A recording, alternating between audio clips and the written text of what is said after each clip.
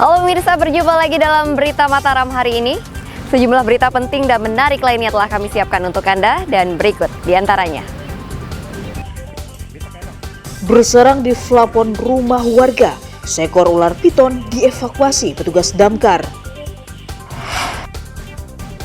Simpan narkoba dan ekstasi, seorang pemuda di Lombok Timur diringkus polisi. Manfaatkan limbah, warga Lombok Timur ubah sabut kelapa menjadi hiasan dekoratif. Bersama saya Rahai Jabar, inilah berita selengkapnya.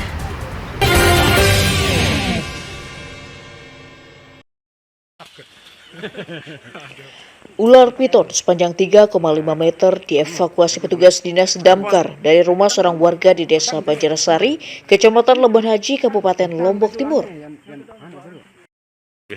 Petugas membutuhkan waktu sekitar 15 menit untuk mengeluarkan ular yang bersarang di plafon kamar mandi. Ular kemudian dibawa ke kantor dinas damkar agar tidak mengkhawatirkan warga sekitar. Penangkapan ular atas laporan warga yang resah karena ular tersebut kerap keluar masuk rumah dan memakan ayam peliharaannya. Bahwa di rumah salah seorang warga dimasuki ular. Jadi warga menelpon ke Mako, ke kantor kita, dan langsung direspon oleh anggota rescue. Jadi ular itu sekitar berapa meter, sekitar 2 meter lebih lah panjangnya. Itu jenis piton.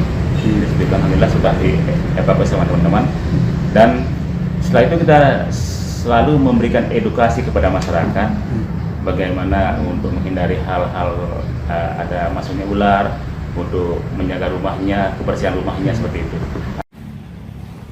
Ular piton tersebut rencananya akan dilepas liarkan di kawasan Taman Nasional Gunung Rinjani. Muhtadin melaporkan dari Kabupaten Lombok Timur.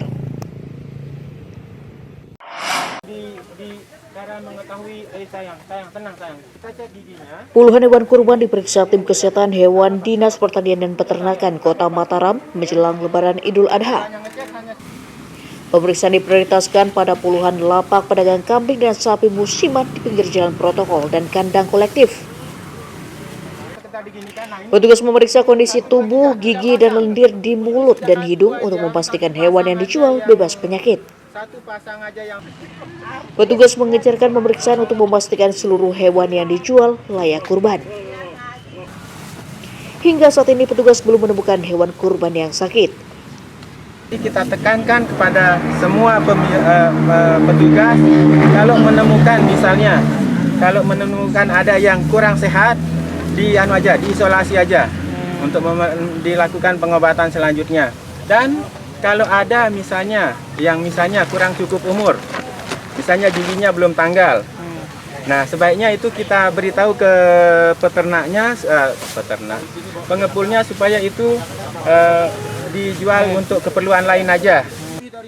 Masyarakat diimbau untuk membeli hewan kurban yang telah dinyatakan sehat oleh petugas dan telah divaksin agar terhindar dari penyakit PMK dan LSD. Emi Kusuma melaporkan dari Kota Mataram.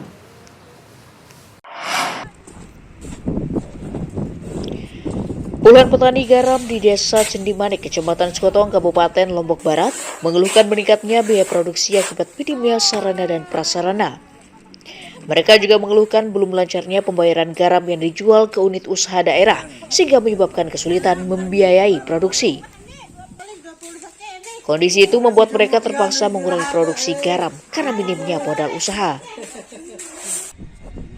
Jika biasanya petani mampu memanen 100 ton garam kasar, kini hanya 65 ton saja. Sebagian petani garam bahkan beralih profesi menjadi pembudidaya ikan bandeng karena lebih menguntungkan. Ini kan sekarang ini kan kemarin saya tidak punya air tua ya. Ini sudah hampir 2 bulan baru bikin air tua.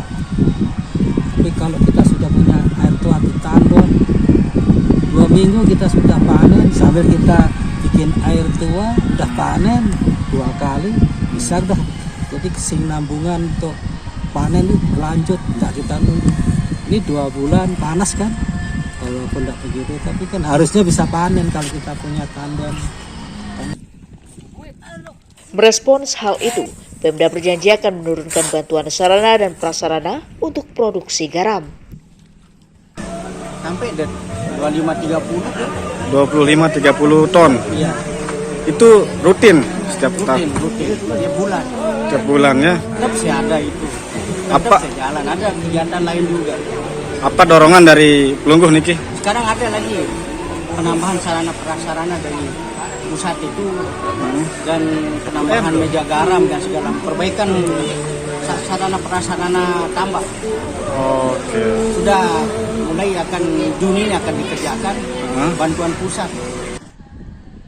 Pemda berharap petani tetap berproduksi untuk mencukupi kebutuhan garam rakyat yang mencapai 350 ton per tahun. Hairul Amri melaporkan dari Kabupaten Lombok Barat.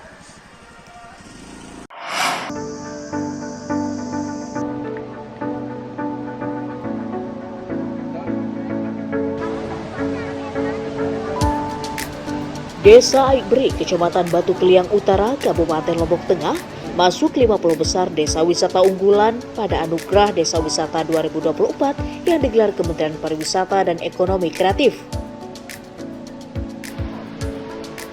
Desa itu oleh kementerian dinilai memiliki panorama keindahan alam natural yang eksotis dan dilengkapi dengan tradisi budaya yang melekat erat.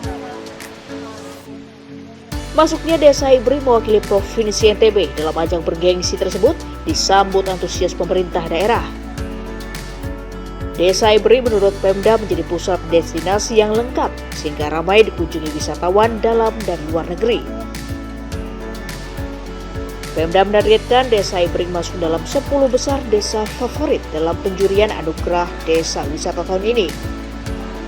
Kalau kita lihat dari sisi spot wisata yang ada, air kelambu, benang stokel, ini sering saya sampaikan bahwa airnya keluar dari pori-pori batu yang mungkin kalau kita mandi 3 kali dengan waktu yang berbeda kita awet muda, maka ini menjadi perhatian banyak orang datang berwisata ke tempat ini. Oke. Untuk persiapan visitasi nanti disiapkan secara maksimal oleh Dinas Pariwisata yang mudah-mudahan nanti bisa masuk dalam 10 besar nasional. Itulah yang menjadi harapan kita. Pemda berharap Desa Aikbri bisa menjadi inspirasi dan motivasi desa wisata lainnya untuk terus berbenah dan berkembang sehingga menjadi destinasi favorit yang ramai dikunjungi wisatawan. Lukmanul Hakim melaporkan dari Kabupaten Lombok Tengah.